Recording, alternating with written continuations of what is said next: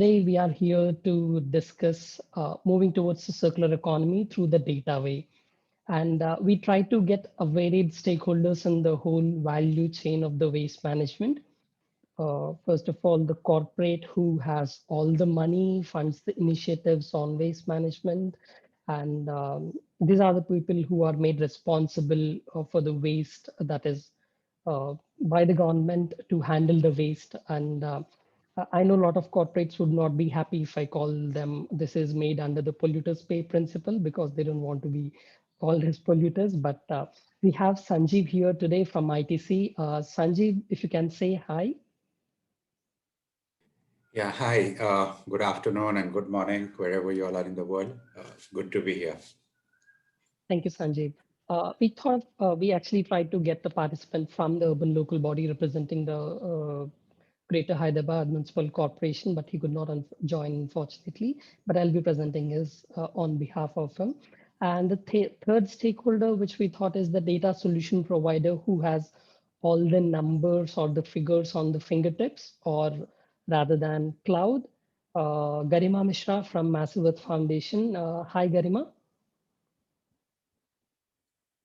Garima, if you can say hi. Hi, everyone. Greetings to all of peace and well-being. I look forward to the session and to some very engaging and interactive discussion towards the end. Thank you, Garima. And we have the key stakeholder who actually uses the digital solutions on ground and try to integrate waste and the digital applications, trying to find the balance out between how to work on the digital application, how to handle a material recovery facility, and the inflow of waste from the informal sector. So we have here today Madhura R from ERS India. Hi, Madhura. Hi, Dinesh, and thank you, whole team, for giving me this opportunity for sharing my hands-on experience. And yeah, thank you. Thank you, Madhura. So this webinar is a series of educational webinars that we are conducting under the Circular Economy Network, a project that is funded by Huhtamaki in 3 countries, South Africa, Vietnam, and India. And we will have more of this kind of webinars and panel discussions, but this is the first one. And we are having a competition that is live to fund 2 initiatives in Guwahati. So if you are an individual or a company or a organization who's working in the domain of waste management, whether it be solid waste, plastic waste, or anything that is related to circular economy, some ideas of closing the loop, please be part of this competition. You can join this Circular Economy Network, which is a knowledge sharing platform.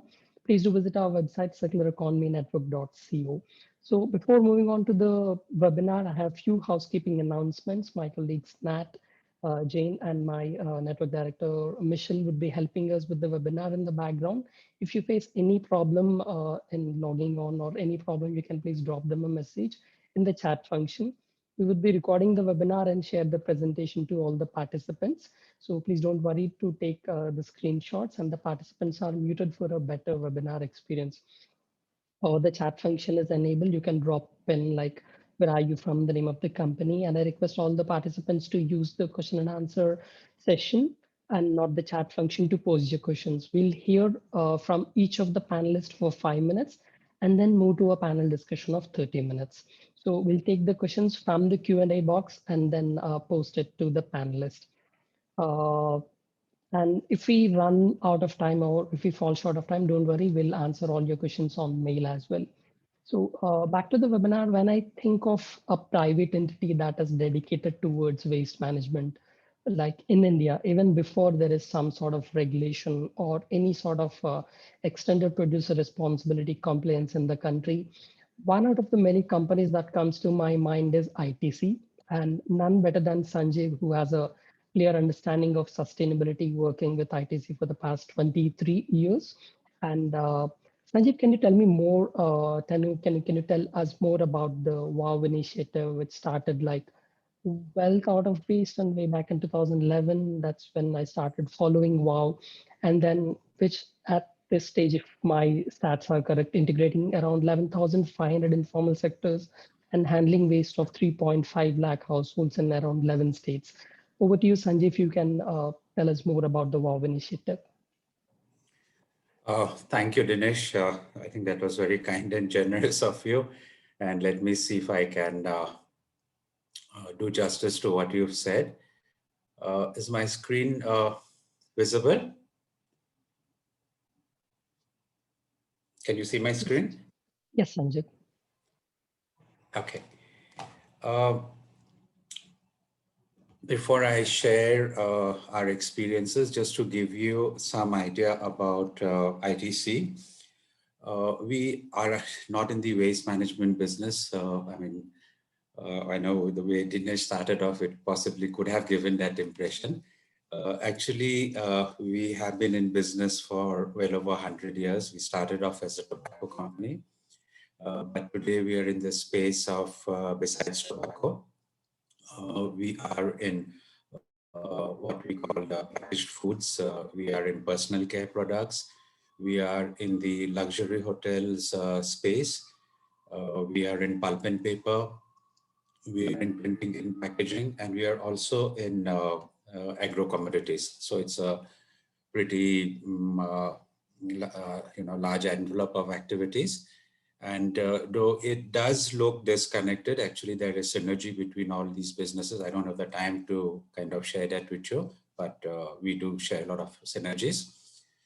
But I think what is important, the first point that I would like to make is that when you talk about data for a circular economy, I think it's very important to have data and understanding at the design stage. And this particularly was a challenge for us because, like I said, we are in multiple businesses, so which presents multiple sustainability challenges. There are issues with water, which become more critical for our pulp and paper business because that's a very water intensive business. GHG obviously is an issue.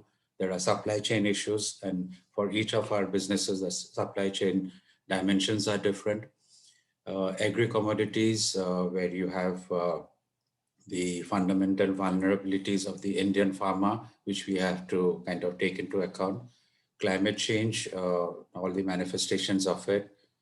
The use of tobacco, that itself is also a challenge. Diversity, the welfare of neighboring communities, livelihood for farmers. I mean, all of them are the multiple sustainability dimensions which we have to handle.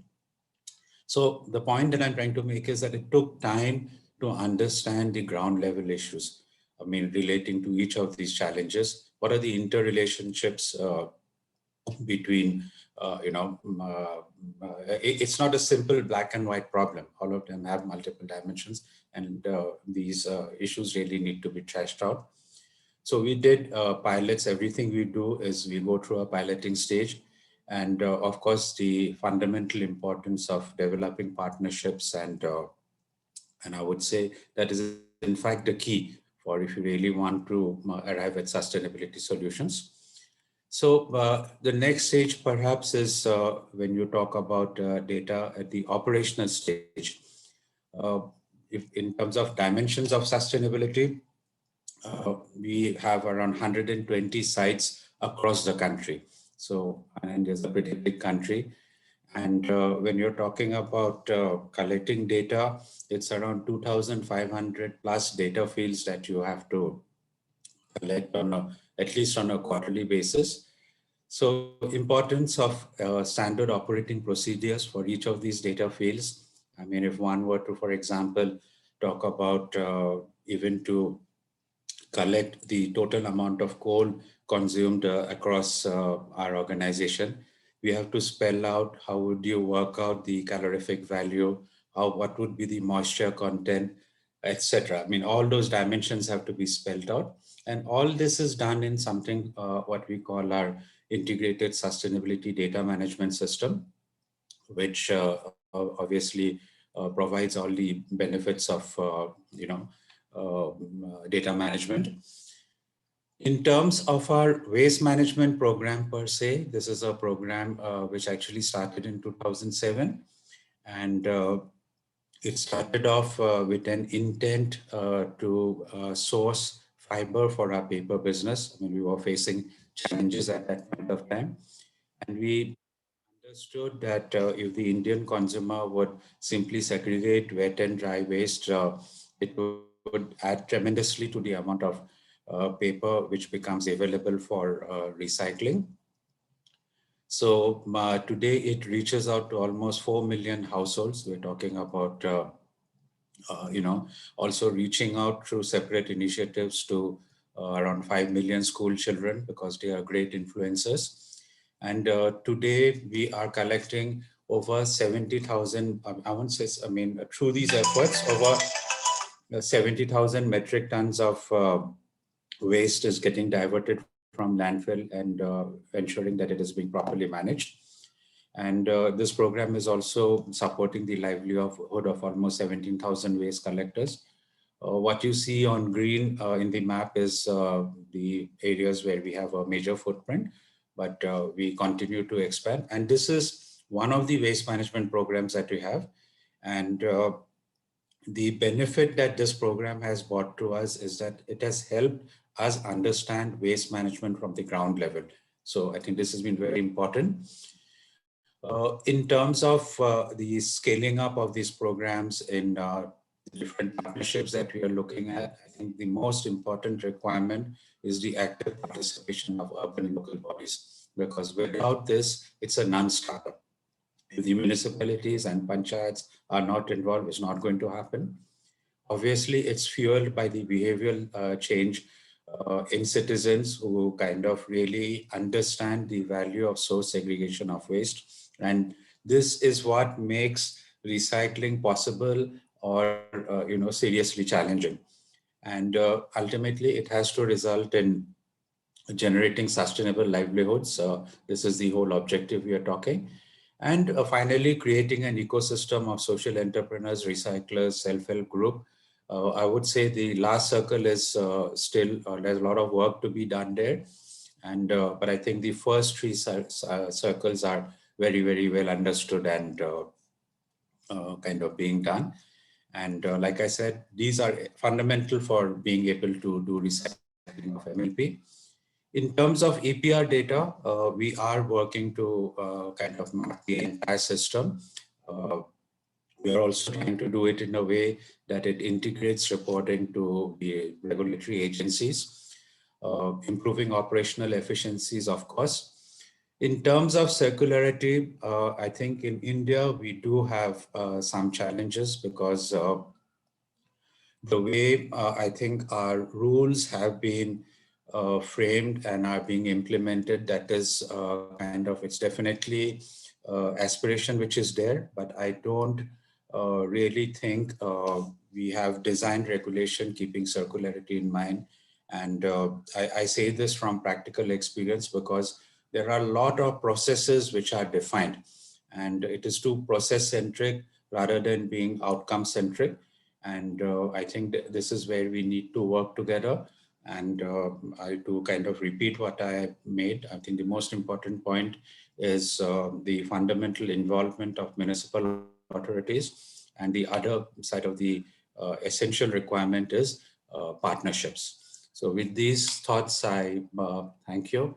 And thanks once again to Dinesh and Mitchell particularly for allowing me to speak in this webinar. Thank you, Sanjay. And the next presentation was supposed to be from the Greater Hyderabad Municipal Corporation. In fact, I had a lot of questions. Thanks, Sanjay. So I had a lot of questions for Greater Hyderabad Municipal Corporation urban local body, because this is one urban local body which had actually implemented the data solutions on ground, but I'll be presenting on behalf of them because I did some study on the Greater Hyderabad Municipal Corporation. So we had this publication with my earlier organization wherein I tried to study GHMC for around 6 days, completely understanding the waste management process. I'm not going to the numbers, but basically Hyderabad is divided into around 6 zones, and this data solutions is implemented on ground in one of the zone. So the waste management goes on like this. The total waste generated by Hyderabad is around 600 tons per day. And this is from residential areas, commercial spaces, and the parks. But the waste that is generated from the parks or markets, that is the horticulture waste, does not transfer to one location, and it is done in situ. And the remaining waste that is from the residential household, residential areas and the commercial spaces or the institutional spaces is sent to a centralized or a mini centralized facility, which is called a transfer station. And dry waste collection centers are established at each of these transfer station. I'll come to the best part about the Hyderabad Municipal Corporation is this initiative called Swachh Auto Tippers. Swachh in Hindi means clean. Auto tippers are the tippers that is given to the informal sector. We talk a lot about integration of informal sector into the mainstream waste management, but Hyderabad is one city or the urban local body which actually did it using the data. So what they did in way back 2014, I believe, is they did a baseline survey wherein they identified the informal sector who are working in the waste management domain. And this tipper, this auto actually costs around 5 lakh rupees. And these informal sectors who are identified is around 5,000, which is in most of the cases wife and husband. The beneficiary of this scheme would be paying a amount of 10%, that is around 40 to 50,000 rupees to the municipal corporation. That is the only amount which they pay, against which they get an auto tipper. And the waste collection is done through this auto tippers. And each of the auto tipper is allocated 600 households. So the model, the economic model is each household would be paying a user fee of 60 rupees. And on an average, each informal sector guy would be collecting user fee from 550 households. 550 into 60 is somewhere around 33,000 rupees. And subtracting some 10,000 rupees for the fuel cost, it's a sustainable model. So these are the dry waste collection centers. Coming to the data, so this initiative is called Swachh Gruha. Swachh is cleanliness and Gruha is the house. So what Hyderabad did is they started with one of the zones out of the 6 zones, and a data application is developed by GHMC in collaboration with a third party. So the way it happens is like a QR code is given to each of the household. Basically, this system is a kind of a dashboard which helps the administration in taking a decision and to identifying how much is the waste generated by a city on any given day, what is the segregation percentage. So the first step is giving a QR code, first step is spreading awareness about this whole initiative. And the second step is installation of QR codes on every household. And the third step is the data collection. When you install a QR code, you embed data into that QR code, the name of the household, the owner of the house, number of people in the household, all the and the phone number as well. I'll tell you why they collected the phone number. And this is for sending alerts. Like on the day one, the waste collector goes with a smartphone, scans the QR code of a household, he gets the data, and he has got option of clicking segregated and unsegregated. So all that thing he has to do is like, if he clicks unsegregated, it means that this particular household gave unsegregated waste. Auto SMS is generated and sent to that household phone number saying that, look, you're not giving segregated waste, you need to give segregated waste. And this is the process of segregating your waste. So these are few pictures from installation of QR codes. And this is the way, this is the screenshot of the application. And the waste collector goes to each of the households, scans the QR code, mentions that it is a segregated waste, and collects dry waste and wet waste separately.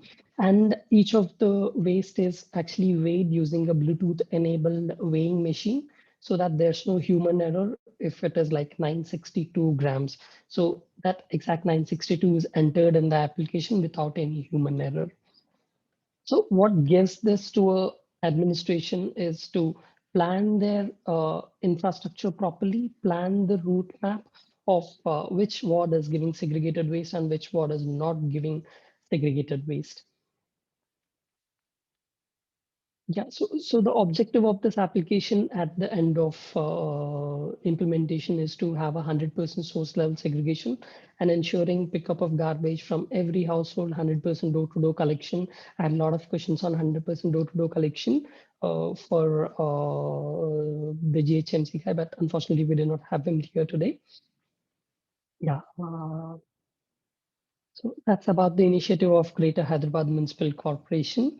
And we'll move to the digital solution provider, Garima. Garima leads the integrated plastic waste management in Agra.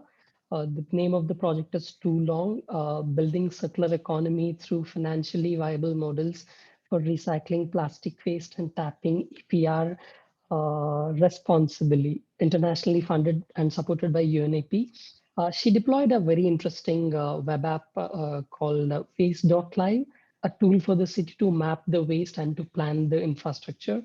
And with a master's degree in environmental studies and natural resource management from TERI, Garima has around 15 years of experience working with different governmental organizations and ministries. Over to Garima, if you can tell us more about Waste.live. Thank you so much, Dinesh, for the introduction. I'll just share my screen.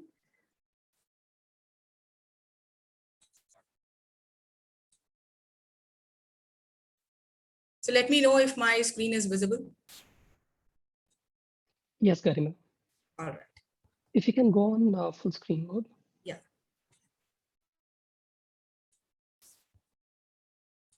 Yeah. So let me begin with talking a little bit about who we are and what exactly we do.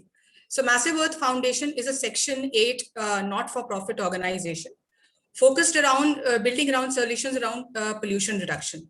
So waste is a key focus area for us. And rather than being a solely advocacy-based organization, we are more project-driven.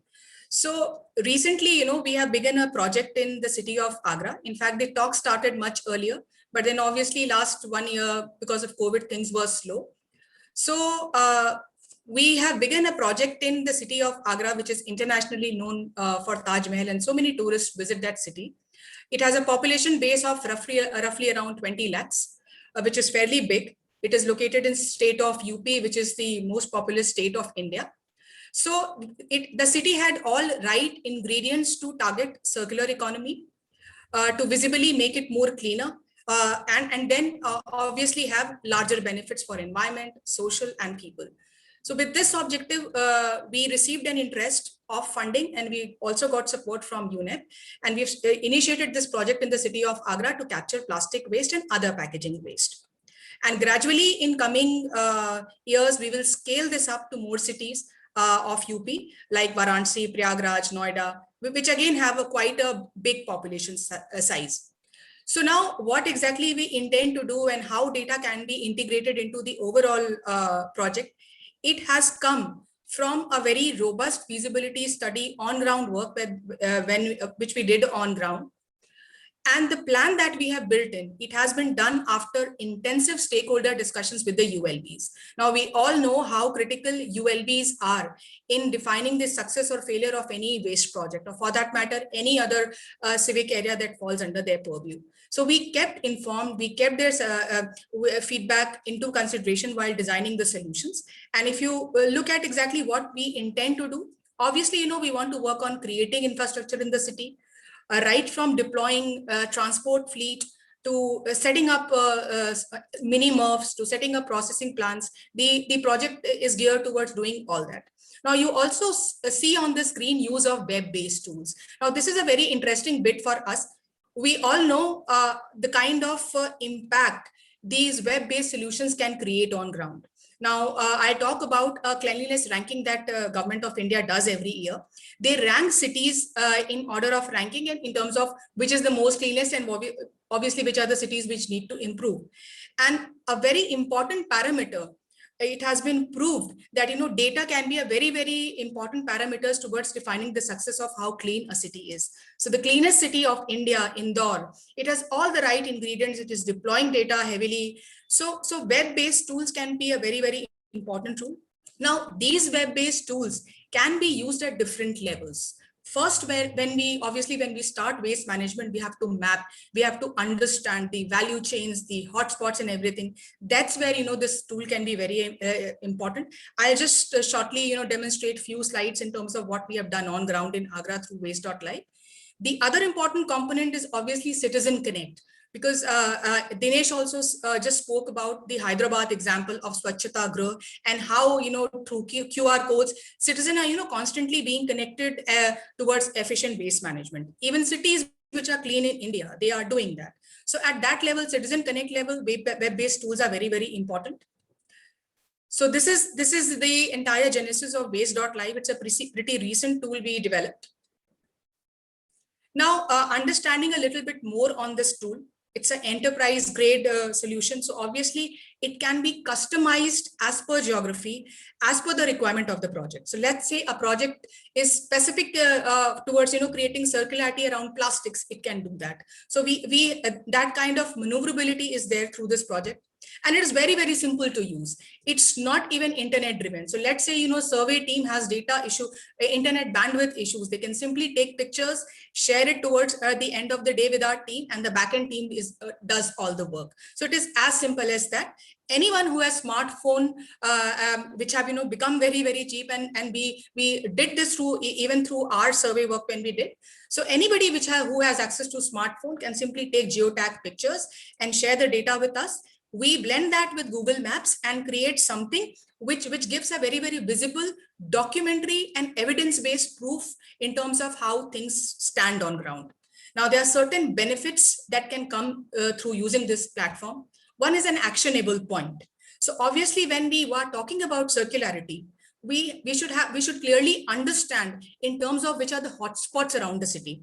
Now, which are the hotspots through which waste is leaking into river bodies? So this tool can very, very visibly, give us proof of that. Then real-time updates. So let's say, we modify this tool to enable citizens to use it. In that case, they can simply click pictures of an unclean ground, send it, and the municipality can act on it.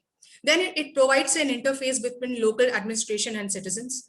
Task management. So any donor or any funding agency, any corporate which puts money into CSR waste management based projects, they would want a clear, define a clear objective or define a clear path in terms of how project will go. So this waste.live can be a very, very important monitoring tool. And then overall, it increases the on-ground efficiency. Now, how? Let's see. So, so this basically, as I said, we use simple images that have been taken on ground. We put them on Google Maps and create an interface. And there are certain further tags we have created. So for example, any city, when we talk about waste, there are certain levels. Obviously, there is a waste infrastructure that needs to be mapped. There is an informal and formal infrastructure to be mapped. And obviously, there are pain points that need to be mapped. So we can create individual tags for each of the items. So this will give a very interesting insight into how we used waste.live on ground. So any city, in fact, so it's not that, it is for big city, small city, medium-sized city. It's a very, very customized based solution, which can be used in any city for that matter, in across the globe. That's how, we have tailor-made it. So in the city of Agra, we were able to map about 3,000 plus points. And if you see the points right below the slide, which is first, second, and third, so there were 100 plus hotspots. These were the hotspots from where the waste is leaking into River Yamuna. So we were able to exactly get a documentary proof. Now we know where are our informal sector located across Agra. So these are small, typically very, very micro and small based organizations, and they are scattered in certain clusters around the city. So we've been able to understand that. Now, using multiple tags as combination, we can get a clear understanding of hotspots. I'll give an example. So any informal player which is located next to drain is a hotspot, because obviously he will keep the value waste and dispose of the rest in the drains, as has been the standard practice. So these are the kind of insights and reports we can generate through waste.live. Now 3,000 point, this is exactly how our waste map in the city of Agra looks. These are the plastic leakage points. So using combination of multiple tags, now we exactly know when we talk about city of Agra, where our plastic leakage points are. So we can zoom at a particular location to see, the kind of leakage which is happening, which are the sources. Even if we talk about linking this to the infrastructure that we create. So for example, we want to deploy vehicles. So first of all, vehicles, we should have an understanding how big the street is, whether my bigger end of suction vehicles can move there or we need a smaller vehicles. So that's the kind of insights we can come. Now, I'll try to link these insights to city of Guwahati, where waste.8 is currently working. So if we look at population.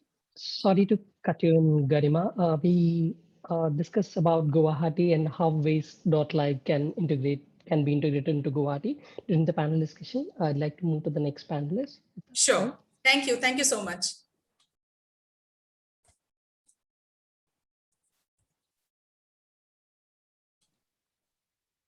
So moving on to hear from the grassroots level experiences from the actual implementation agency or the person who was actually working on the ground. Madhura, she's an ambitious social entrepreneur, research scholar who has started her journey of waste in 2008 through public awareness campaigns, and she is presently heading ERS India, an enterprise that sources waste from the informal sector, commercial entities, and does the primary processing to improve the marketability of the waste.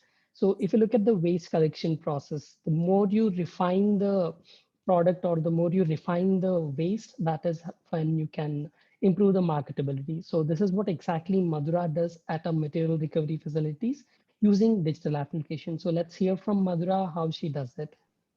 Madhura, over to you.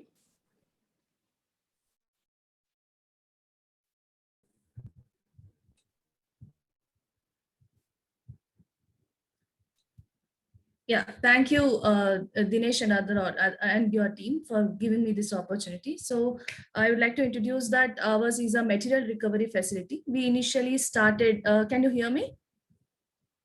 Yes, Madhura, we can hear you. Yeah, so we initially started our journey as a collection center, taking care of all the requirements of the stakeholders. So gradually we we moved on and we established our firm in 2014. So from collection center, right now we have material recovery facilities in Bangalore, and also we have recycling units for thermocol and plastic. And we are also catering to the environmental value of this waste management. So these are the programs which we are under. These are the different segments in which ERS is working. The first one is the household, school programs, corporate programs, shredding programs, thermocol recycling, and as also plastic recycling.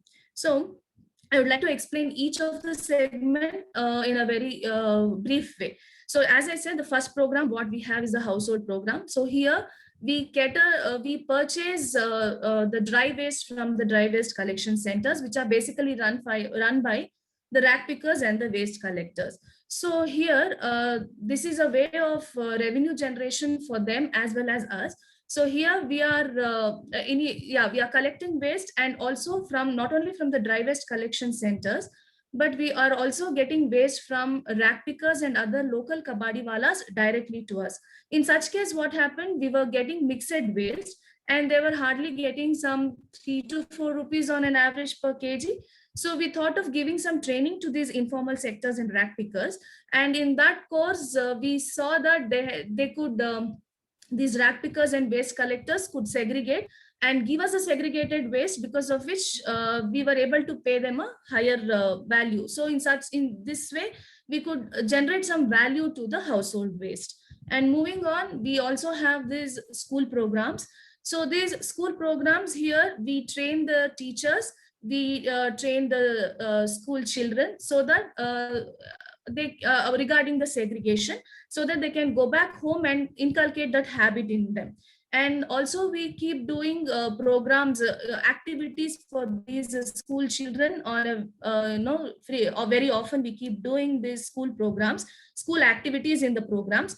And to encourage these school children, we ask them to get the dry recyclables from their home, and in return we give them certificates, and also we give them some stationaries just to motivate them and to continue this practice of waste segregation at home.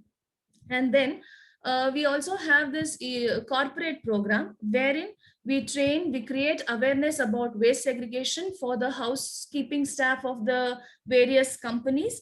And we collect all sorts of dry recyclables from these companies, dry waste from these companies. So in return to this, we give them certificates and recycling certificates. And we also whatever material we collect, we segregate that according to the requirement of the recyclers, and we send it to the recycling mills. Not only the certificates, we also incentivize them by giving some amount or stationery, whatever is the requirement of the company. And during this course, we found out that there are a lot of paper waste which is being burnt by the companies just to maintain their confidentiality. The documents which are highly confidential, that they were not handing it over to us, so they were burning it. So with thorough brainstorming, we came out with an idea, and we understood that if we can provide some service to them at their doorsteps, they should be able to preserve our natural resource. Paper, the value and the natural resource was being destroyed. So in such case, we introduced this shredding service from our end, where a lot of government departments like income tax department, railways, and our various companies, every other company was asking us to maintain the confidentiality. So in this case, we take the shredding machines to their premise, and there we do the shredding service and directly send it to recycling mills. And we are majorly we are sending it to ITC mill, and we are also associated with ITC WOW program also in Bangalore. Then this is the material recovery facility, wherein we get all the materials collected maybe from school programs or households or any other corporate programs.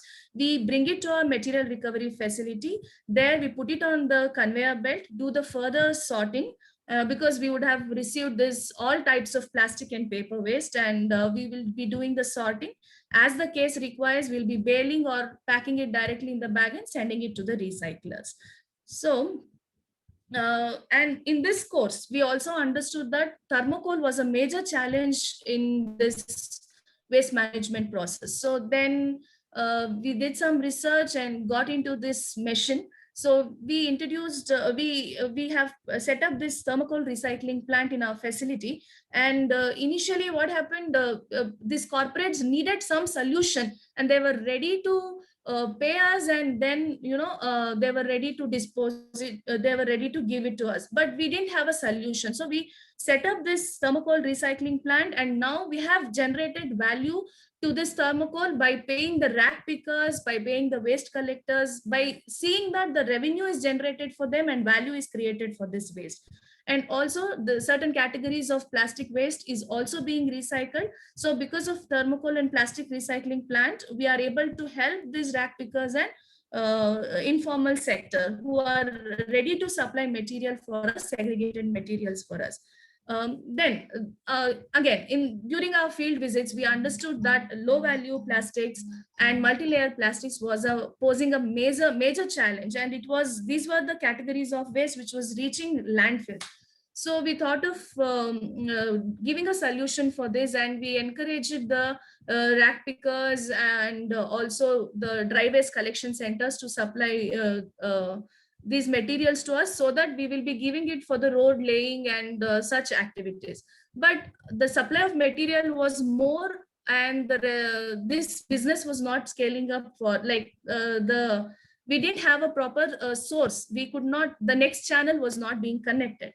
So then we came across these cement factories who were using it for as alternate fuels. So we started supplying, and as of now we are able to do justice for almost 500 tons of low value and multi-layer laminates, multi-layer plastics so far. And also this we are collecting from various locations, not only from Bangalore but also from Andhra, Telangana, Kerala, Tamil Nadu, and also Andaman and Nicobar. We are collecting this, and we are able to do some justice in this regard.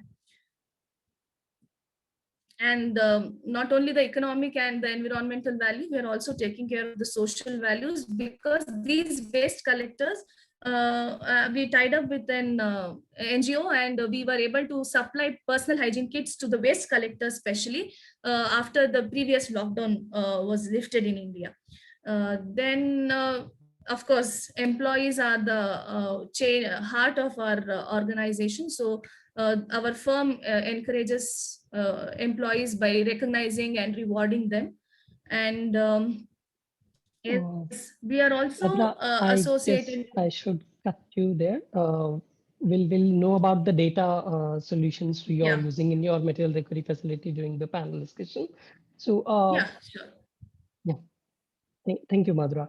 So Yeah, thank you. I'm actually overwhelmed with the kind of work that is the good work that is actually happening on ground. I thought I cannot ask a question like randomly, so I got prepared. I have a lot of questions for the guy from the Guwahati Greater Hyderabad Municipal Corporation, but I'll start my questions with Sanjeev. I know Sanjeev, a lot of people want to ask you a question, but Sanjeev, my question is to you. The logic of circular economy or data-enabled circular economy is so compelling, but I always thought like, why aren't more companies adopting it? But I'll make the question very specific to ITC. Like ITC started doing this way back. Like if I don't talk even about the waste collection process, if I talk about the core business, so if I have to compare Ashirwad, your packaging in one location of the country compared to Ashirwad packaging in other location of the country, so how did data help you in taking that decision? How hard is it to move towards circular economy as a organization, as a company? If I kind of understand your question well, I would start off with a counter question. I mean, what do we understand by circular economy? I think that has to be clear. And circular economy, in our understanding, is a journey. I mean, it's not something that you flip a switch and you're going to get circular economy. So at the first level, I think would be a kind of setting in certain KPIs, certain metrics, so that you improve, whether you call it environmental performance or you improve recovery rates, you improve recycling. And ultimately, it will have to move to a different business model itself, okay?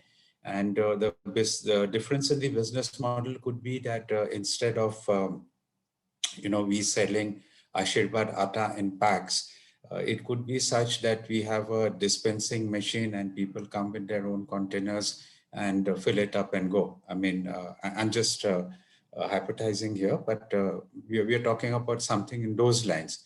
But to kind of address that, there are many,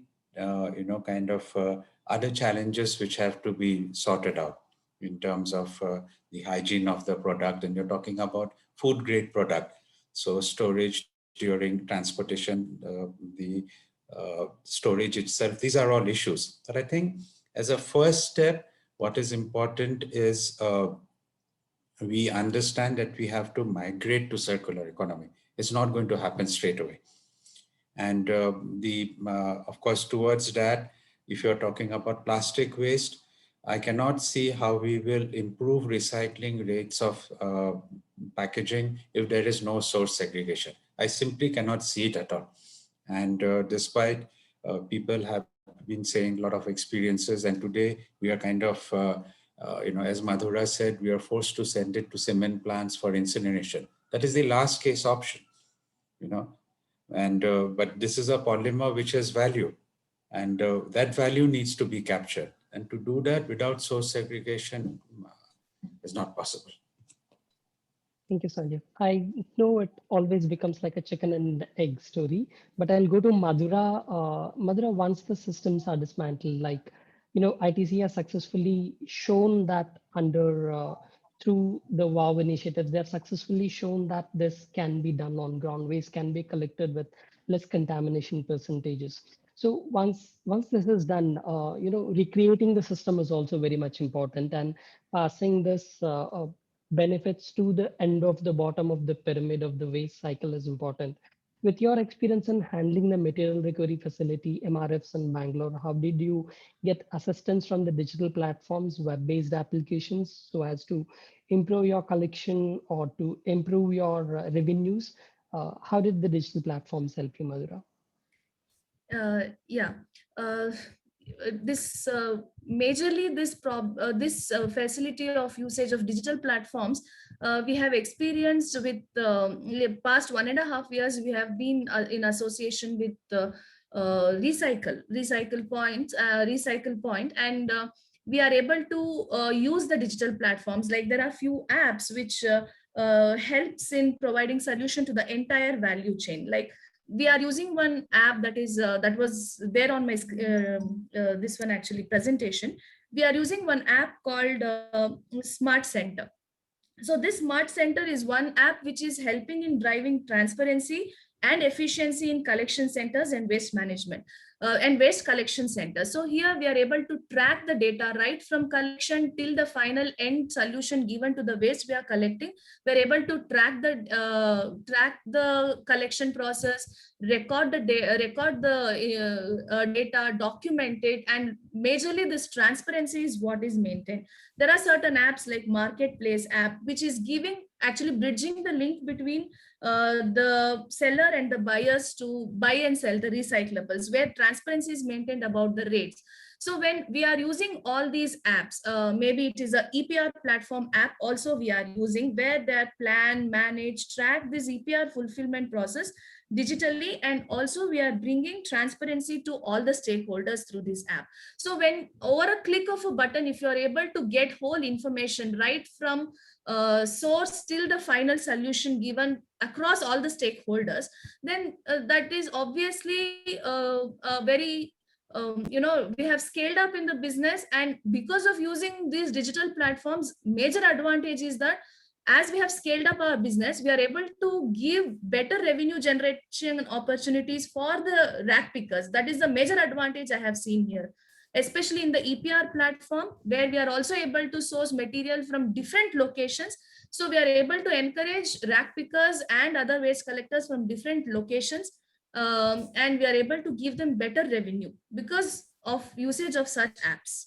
The digital platform is major benefit like that. Thank you, Madhura. So if I go to Garima, so Garima, this SaaS application, software as a service applications, is one thing. As a people working in the waste management domain, we always wanted this to happen. Like back in 2011 or 2012, when we started working, we wanted such kind of an application. However, for a technology solution to grow or to take roots, markets and the business systems or the business designs must change. It cannot work with the systems which are implemented as of right now. Considering we are still at the nascent state of changes in the markets, how data can be made more accessible to the urban local bodies by your application like waste.live? Sure, thanks, Dinesh. So Dinesh, the earlier technology we used or we are still using is, very complicated set of maps using GIS, remote sensing, for which A, you need to spend a lot of money in procurement. B, you need specialized manpower. C, there are operational challenges. So in fact, when we developed waste.live, we were also initially thinking of deploying GIS. But around these challenges, we understood that this is not going to work in the budget that we had. But then we had a team of people who developed this solution. So the entire objective is, as we understand ULBs, I've personally worked with a lot of ULBs, and I do understand. In fact, I've worked on GIS-based maps and slum-free city plan of action and all that. And those maps, once the study or DPR is over, they are never used or never accessed. So this application should be very, very simple. Today, when we are using smartphones, we understand so many things better. They've become simpler. So we really want to make it available just at the click. Like earlier we said click of mouse. So now we say, you just are able to access everything on your mobile. So that's how we want to be. There is no procurement hassle. It's a subscription-based model. So we hand it over to the administrators, teach them, train them. And even the training may just take 1 to 2 days. And for survey staff to familiarize the city, we basically, we are dependent on the local staff who understand the city, the streets very well. So simplicity is what we are working on, and it's a very dynamic solution. As all panelists would agree, circularity, waste, all that we will see a lot of action in next coming years. Particularly on investment side also, and I think data will be one area where a lot of investment will come in. So I hope I was able to address the question. Yes, Garima. So Sanjeev, I have a question from one of the participants. I am not sure, but we have a good record of formulating rules and regulations, but where we lag behind in their implementation for multiple challenges. If you can give a solution to that. See, I mean, when you say we have a good record, I mean, do we mean we have a record for good regulation, or we have a good record for coming out with regulation? Because I think a good regulation is ultimately determined by the outcome it delivers. I mean, that is one criteria. And like I also say that, especially for the FMCG sector, we have to take into account that a significant portion, I mean, there are some estimates which says close to 50% is from the unorganized sector. So when you're passing these regulations, first, you're addressing it to only these 50% of your whole problem. And second is that if you look at how other countries have gone about doing it, they have, it's not a question of just passing out the law, but to bring out the law, it is based on actual pilots. It is based on, ground level experience with a significant lead period. We kind of, I think in that, I have my reservations that whether we really have good regulations. And the very fact that these regulations have gone through so many iterations since 2011 itself indicate that, perhaps more thought should have gone into it. Yes, Sandeep. So in addition to like question by Dr. Jaya Panigrahi, so what I feel is like in addition to good record formulation, the other thing which we need is like, although I'm not commenting on the corporates, the circular economy, which is in the annual records of most of the corporates, should also be on the ground, because once they catch a word, like I know people starting from sustainability, then moving on to recycling, then circular economy, I guess it's the new catchy word. So we have a question from Madhuri. The success rate of Swachha Graha, actually it's it's for the GHMC. We are not sure, Madhuri, like how much success did they got, but the plan is to do it in all the zones of GHMC. Garima, a question for you from School of Circular Economy. The information that is for Agra, is it live? Is it publicly available? No. So at the moment, this solution, we will hand it over to the administrators. But once the project is rolled out, and so the project will start in next coming 1 to 2 months. So I see that, next 8 to 9 months, we will have on-ground solution, which will be live. So this waste.live is currently available only to us and the local administration. Thank you very much. So we have a question from Nikshita. Nowadays, we have a good recycling techniques for plastics seen commonly, but do we have a circular economy techniques for fabric as well in the thrift stores or recycling industry? Because our landfills has a lot of fabric waste. I'm not sure if the panelists can take that question, Nishita, because Sanjeev, do you have any experience in like fabric recycling? We have a question like, do we have any good techniques? We can find out for you. I don't have much knowledge on that. I'm sorry. Yeah.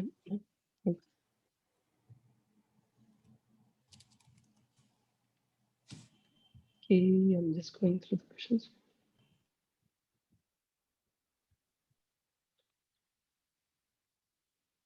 Debashri Khan has a question like, how you propose to tackle the plastic waste generated during the COVID pandemic era? Is incineration the only solution? Debashri, I can take that question for you. Like, due to pandemic, there's a lot of increase of single-use plastic. That is, all your protective equipment, PPE gear is all single-use. But incineration, can that be the only solution? As of right now, that's the only solution. There are small pilots running wherein PPE is again washed, sanitized, and then pillows are made out of it. But I'm not sure how sustainable or how economically feasible that would be, and how good that would be, like considering the medical conditions of the persons who would be using it.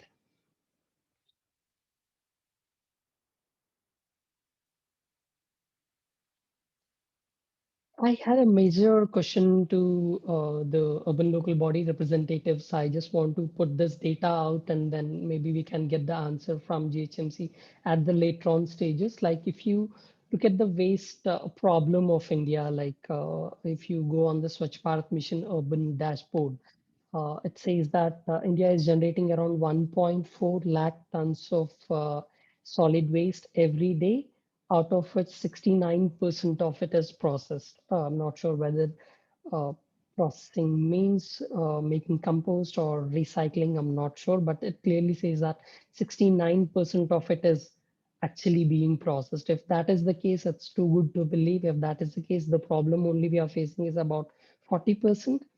So it should have been a very easy solution, but and the very other thing that caught my eye is like India have around 84,456 wards. Wards are like the zones of the city, like Hyderabad has 6 zones. Wards are like demographics divided in the city. India has around 84,456 wards, and the data by SBM says that 83,682 wards have a household collection, which is 99.08%. So it's only like we are talking about 0.02% of the problem. Is that the main problem we are talking about? I wish the GHMC guy was here and he could take that. We have one more question, like a lot of plastic waste is in soggy areas, riverbank, open gutters, how that is collected, how small plastic pieces are collected. Uh, um, Not sure, maybe one solution is the riverbank cleanups, but it's not that sustainable. We, as Circular Economy Network, also did a riverbank cleanup. I guess, Sanjay, you have a question. Can we find the amount of plastic used by ITC as packaging anywhere in the sustainability reports, business? Okay, I guess that is answered. Yeah. Uh, It is there as part of our annual submissions to CPCB. In terms of publicly disclosing it, I don't see it too much of a challenge, but I mean, very roughly, it would be upward of around 35 metric tons per annum. Great, Sanjay. Thank you so much. So we have a question. What do the panelists see as the next frontier for data management and the circular economy, future challenges or opportunities that the data is going to pose for a circular economy? Sanjay, if you can take that question. What do the panelists see as the next frontier for data management and the circular economy? The challenges and opportunities? 1 minute. Huh. Well, see, I think the next frontier is the management of waste, you know, and we have to understand that in India, the waste management is not happening. Municipal solid waste management is not happening by and large across the country. So, I mean, if you had the management, I could, I would rather address the issue of data. But right now, I mean, barring, say, metros, perhaps, and even in metros, we are only operating on the basis of perhaps thumb rules. And there would be only some metros where a proper waste management is being done, like you gave the example of Hyderabad. Indore is another example where it is being managed, and therefore you would get hard data. And if, for example, I were to talk about how much plastic we are collecting and recycling through different agencies and ourselves, and if I were to quantify it, there is no SOP for quantifying it. I mean, how do I take into account the contamination either due to moisture or to organic matter? There are no SOPs for that.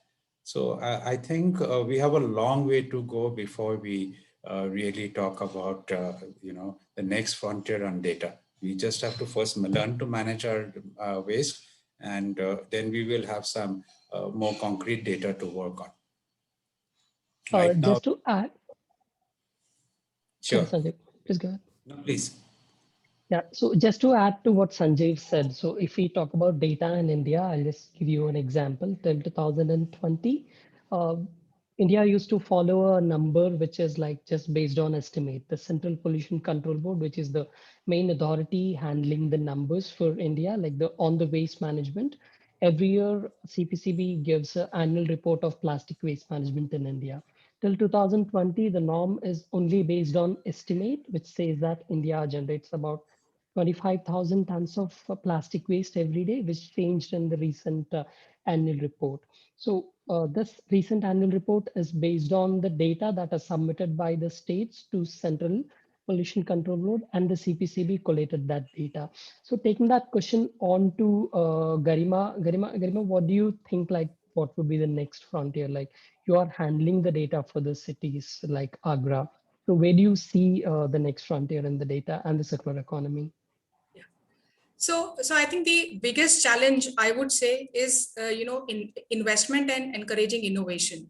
There are so many startups, working in this space and then struggling for next round of funding, because obviously waste is not as profitable as, any other venture maybe. There is a lot of risk capital that is required. So to encourage this kind of work at circular economy level, and as Mr. Sanjeev also said, circular economy is not that simple. I mean, basically we should stop the waste either ending to landfills or to water and then put it back into the system, and it will take a lot of time. So innovation, B, investment, and then encouraging our startups. So that kind of work can happen through challenges. We also do that, and organizations like Startup India, Invest India, they are doing that. So I think towards data, we need to basically encourage innovation and investment. So one last question to all the panelists, like, maybe it can be only yes or no. So are you happy with the data, like what India is generating or what is processed? Just yes. No. So Dinesh, I have a comment on this. We see a lot of data. I handle a lot of data, waste quantification and all that stuff. So to admit honestly, transparency is not there, and what is quoted is often not the situation on ground. One major reason towards that is, you can have data supporting primary, secondary, you can have all that data. But one important fact we are missing is that whatever doesn't fetch value, that is what, creates havoc in the system. So if we are able to create value even around, let's say low value plastics like MLPs, if we are able to devise solutions which can, convert into a profitable business, that's when, the larger action will come. Thank you, Garima. You want me to kind of add to that? See, I mean, data, I think all that you need to do is whether this data makes sense, is that has there been a change in ground reality? I think that's the only data we really need. If the answer is no, your answer is no. If there is yes, then I got the answer, Sanjay. Madhura, if you can comment on that. Yeah, we need to work more on the digital platform usage because I am from the other side. I mean, I will be talking from the other end. I'm a MRF. The more professionally we are able to manage the waste than what we were doing on an earlier stage. Earlier stage, the actual information what we have, maybe some things may be missing on the invert registers, or maybe everything was on an Excel sheet. But now the slight change what I have seen is that we are more professionally managing by using the apps, by using the technology. Yeah, of course, as the other two panelists have told, we need to work on the from the other end, we need to work from the ground reality. Yeah, I agree on that. Thank you, Madhura. So Yeah. we'll answer all your questions which are unanswered on mail, but I'd like to wrap it up by saying that maybe I can compare circular economy is like a forest, which is like a living and a growing entity that has nothing to waste or no waste to generate. One thing feeds into the other thing. So to integrate something like that into our system, we have to reuse our materials, products, goods, and maybe services as well, because it's like moving from a consuming cycle to a using cycle, in which data plays a major role, maybe in the problem identification, dismantling the systems, creating incentives, and passing the social benefits to the wider loop. And we are actually talking about evidence-based circular economy, and the digital solutions create a transparency over the materials used. So with that note, I'd like to thank all the panelists and the participants of the webinar. I'd like to thank my colleagues who have been helping me at the background. Thank you so much. Yeah, thank you for this opportunity, Dinesh, and whole team of Wasted. Yeah, we'll all be working together towards circular economy. Hopefully, Madhura. Thank you so much. Yeah. Thank you, Sanjay. Thank you, Garima. Thank you. Thank you, everyone. Thank you so much. Bye. Thanks, everyone. Bye-bye.